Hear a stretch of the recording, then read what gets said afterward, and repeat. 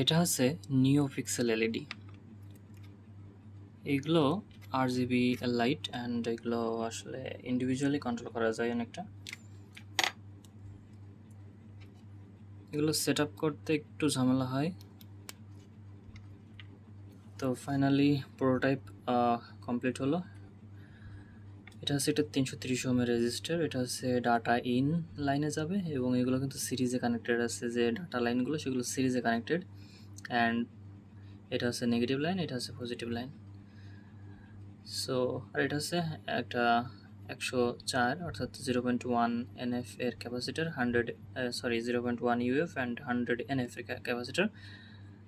এটা রেকমেন্ডেড আছে যে প্রত্যেকটা এলইডির পাশে একটা করে এগুলো লাগানোর জন্য, SMD যেগুলো এগুলো লাগাতে হবে। তো আমি জাস্ট যেহেতু প্রোটোটাইপ করছি তো এটা দিয়ে টেস্ট করছিলাম।